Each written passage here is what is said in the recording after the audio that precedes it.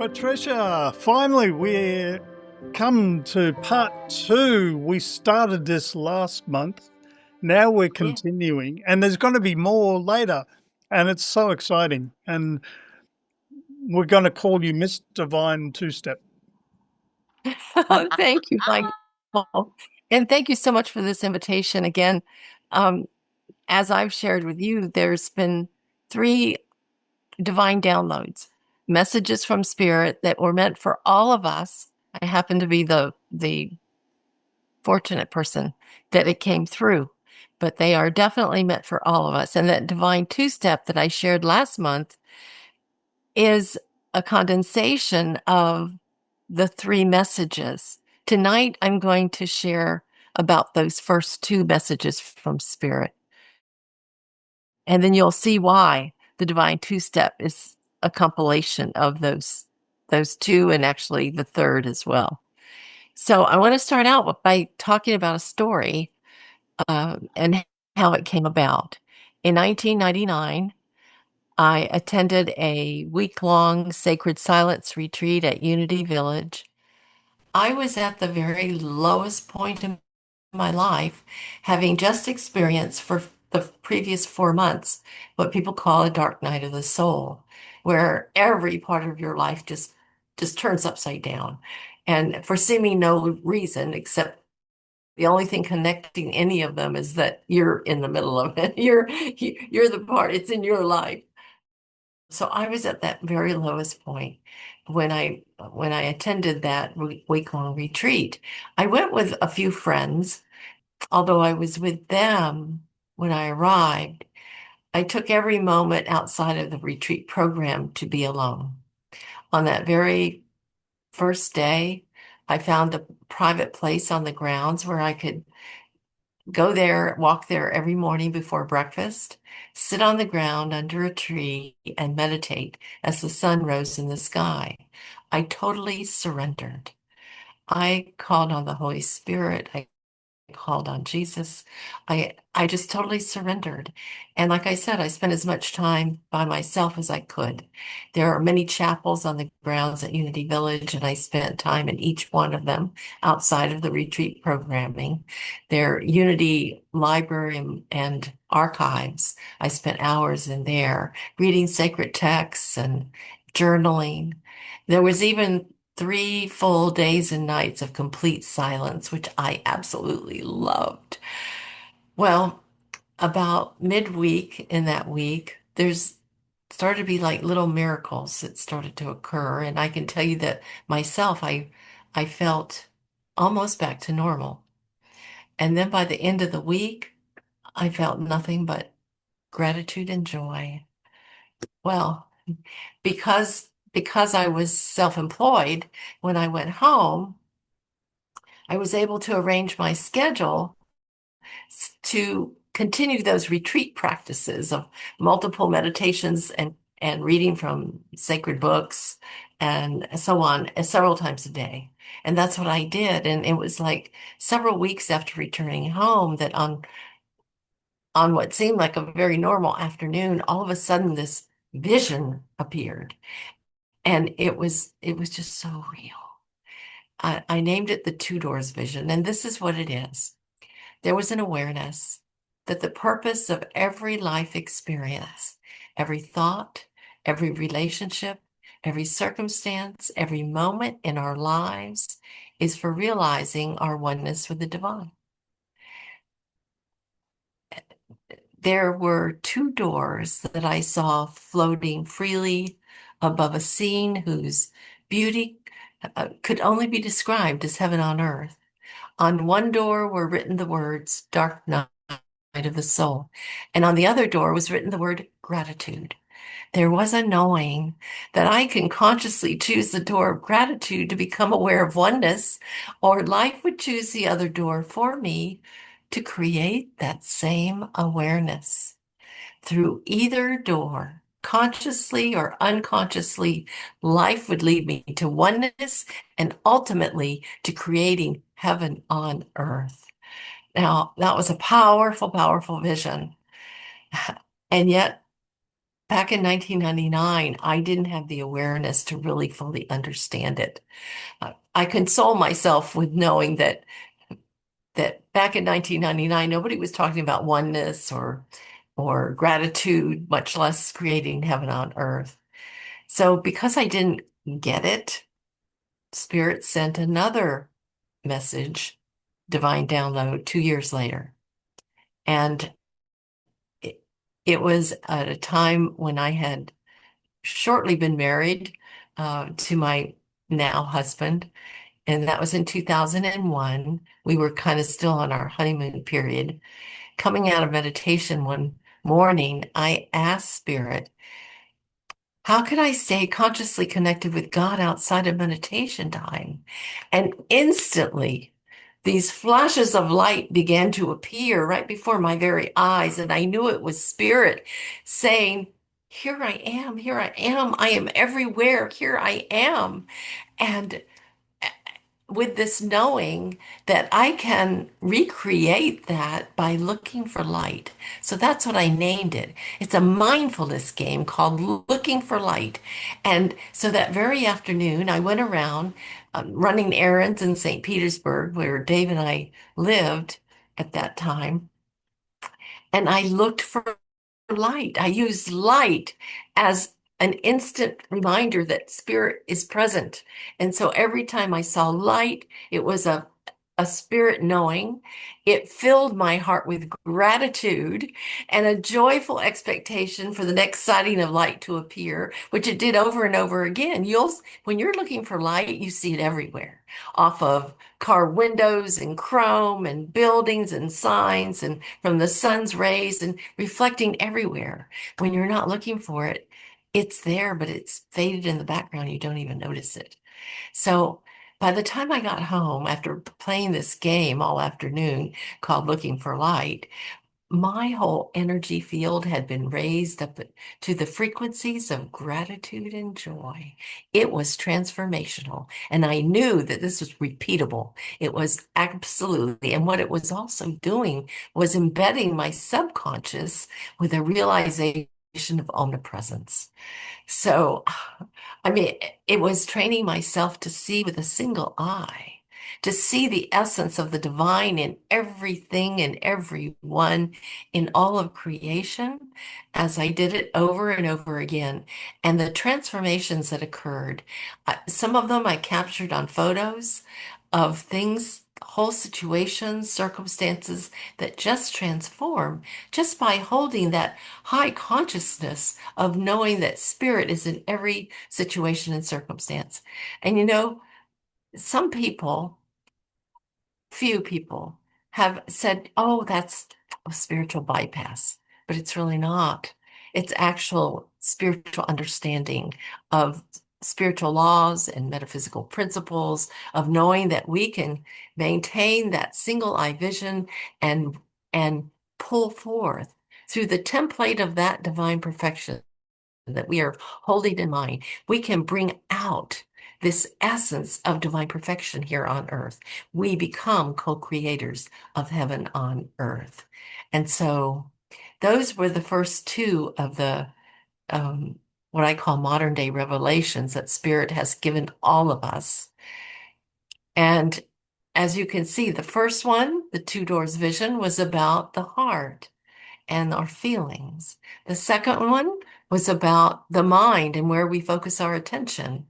And so I've created that divine two-step, which is aligning our minds with the divine all the time while anchoring to the feeling of gratitude in our hearts all day, every day.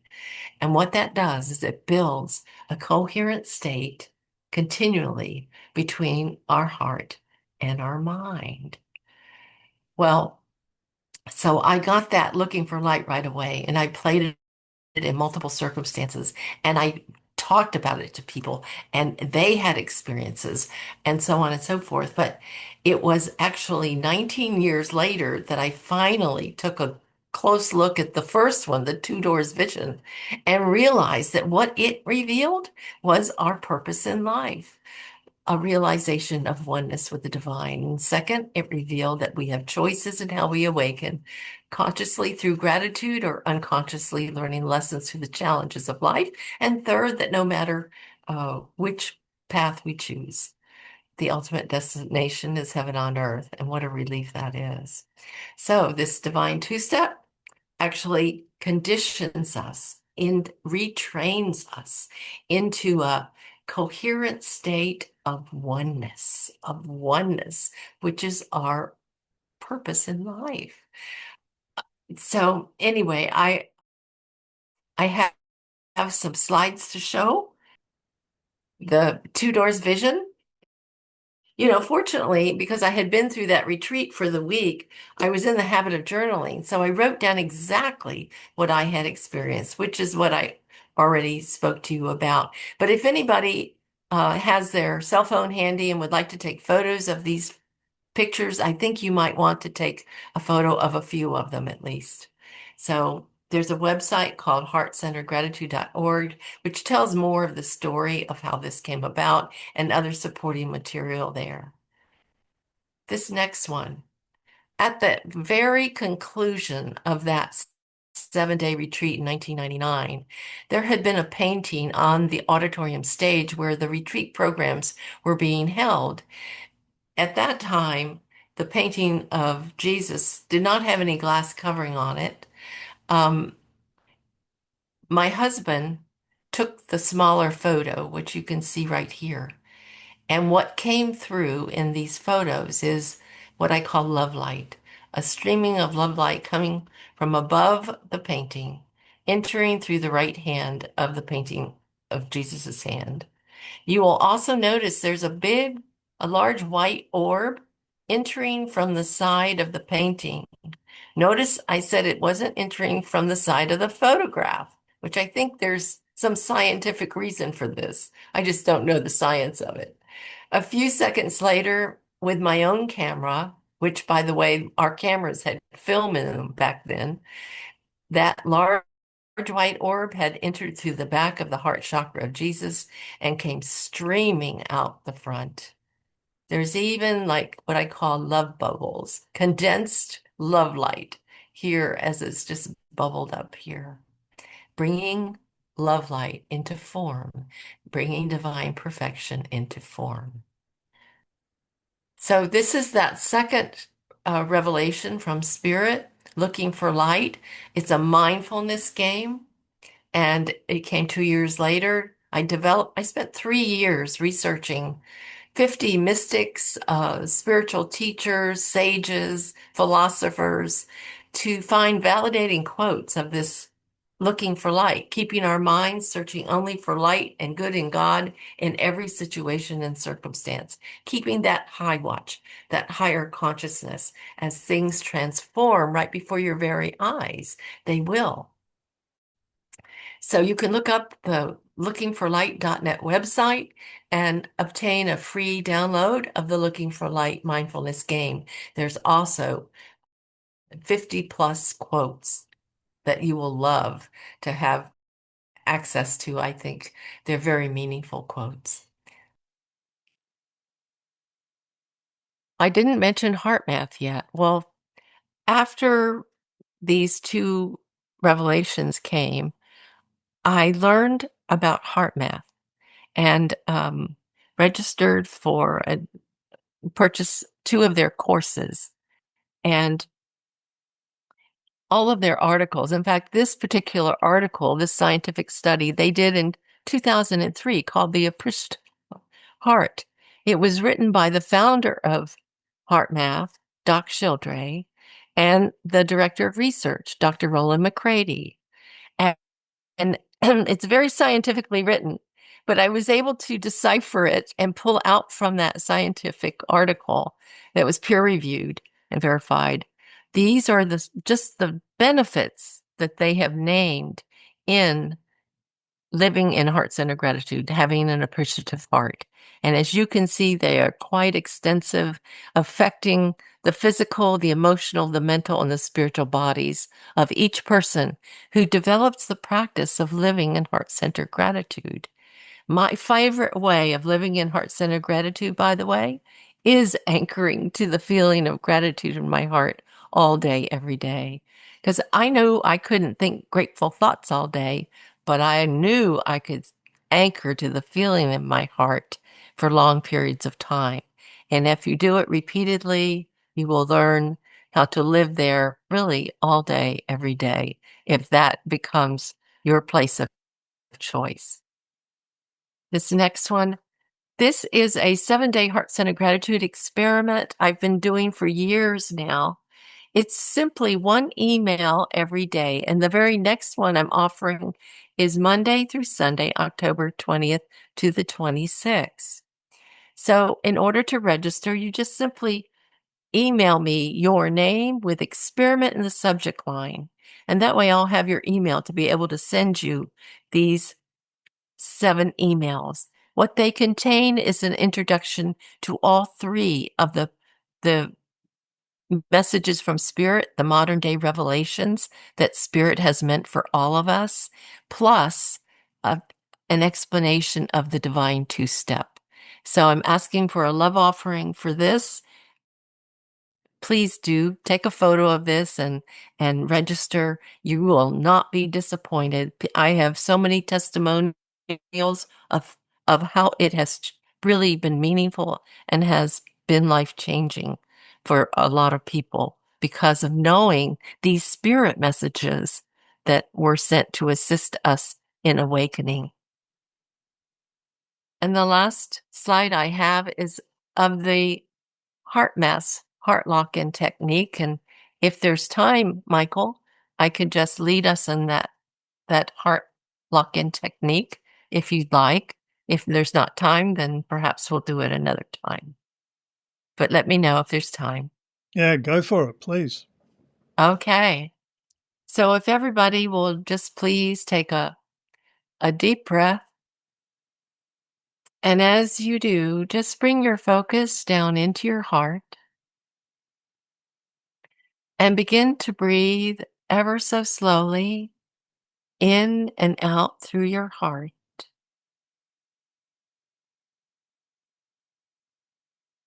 Perhaps to the count of 5 on the inhale and to 5 on the exhale. Repeating that deep, slow breath as you get into a rhythm, staying in your heart. You may be feeling your whole body relax with each deep, long, slow breath. You may even begin to feel your heart not only relax, but open wider and wider. It's opening into love, that feeling of comfort, of safety. Continue those long, slow, deep breaths. And now activate a feeling of appreciation or love within your heart. The heart has memory. And the one thing that is common to every person on the planet is that their heart has memories of times when they felt thankfulness, appreciation, or gratitude. Just activate that feeling of gratitude as you continue to breathe slowly in and out through your heart. Are you feeling your whole energy field expanding? You probably are. Perhaps even feeling a tingling sensation as your vibration rises.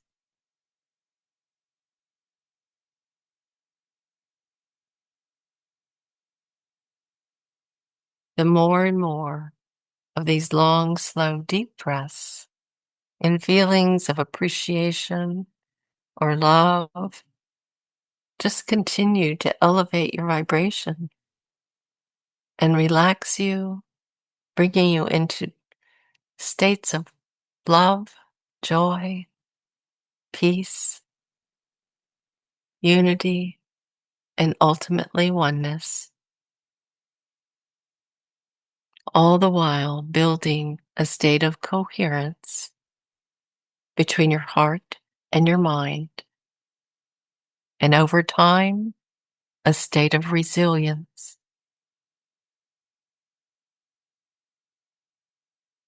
And with a few more long, slow, deep breaths, we radiate this feeling of appreciation and love out to each other on this call, out to everyone that we know, everyone that we have yet to meet, to all of humanity, to all life on the planet, to Mother Gaia herself. Just feel the love, feel the gratefulness, feel the peace.